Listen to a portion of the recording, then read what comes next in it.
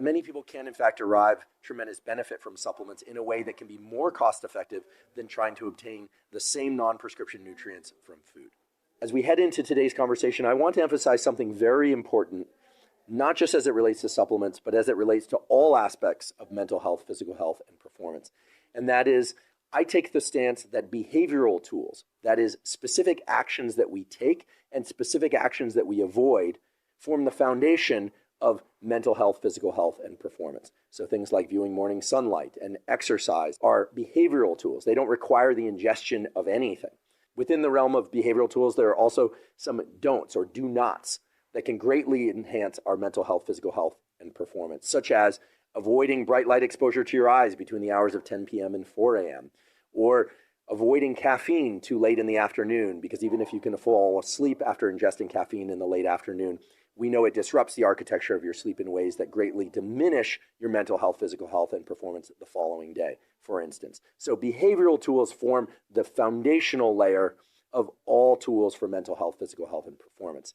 Second to that, I would say the next layer is, in fact, nutrition. No amount of supplementation or non-prescription compounds, or prescription compounds for that matter, can ever compensate for poor nutrition, at least not for very long. Okay, so this is a key point. Even though many supplements are not simply food supplements because they are not designed to compensate for anything that you could otherwise get from food, that is not to say that you can live on supplements. I suppose you could live on whey protein and fish oil capsules and vitamin capsules or tablets for a short while, but before long you'd either suffer from boredom to the extent that you want to go back to food, or some other deficiency would show up. I think it's the rare individual that tries to survive entirely on food supplements and things of that sort. Most everybody, and I would hope everybody, is paying attention to their nutrition. So I would place behavioral tools, do's and do nots, as layer one, the deepest layer, the bedrock of all mental health, physical health, and performance.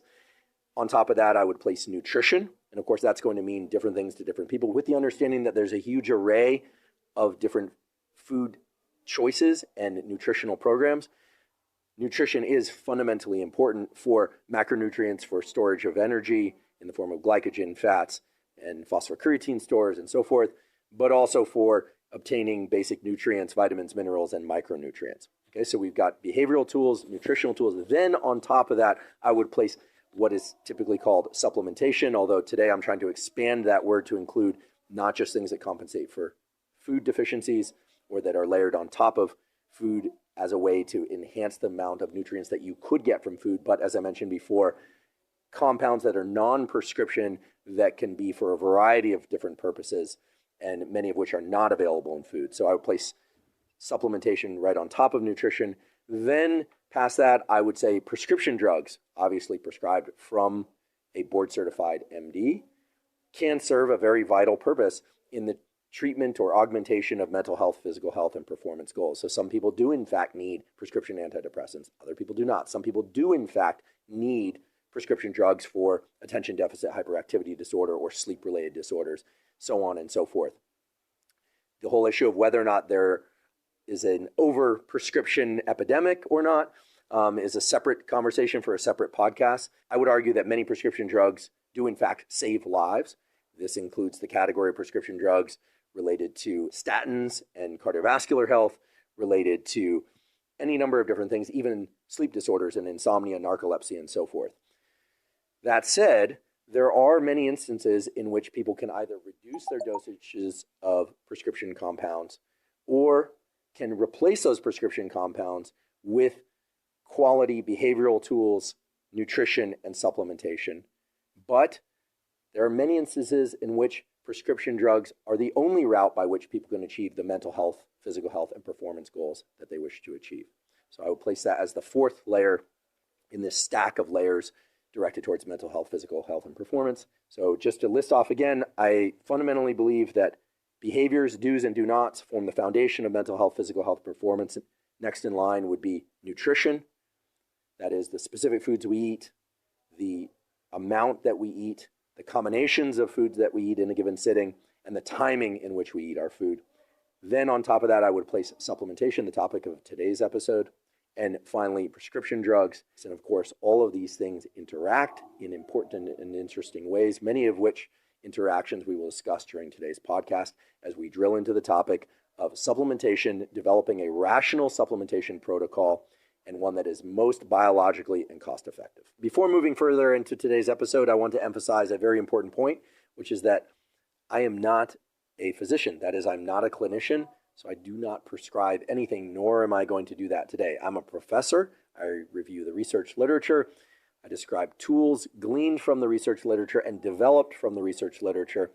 So I profess many things, but I do not prescribe anything, and I think it's vitally important that anytime you are thinking of adding or subtracting any behavioral protocols, nutritional protocols, supplementation-based protocols, and certainly prescription drug-based protocols, for whatever purpose, that you consult a trusted, board-certified physician. That's absolutely essential. I don't say that merely to protect me. I mainly say that to protect you.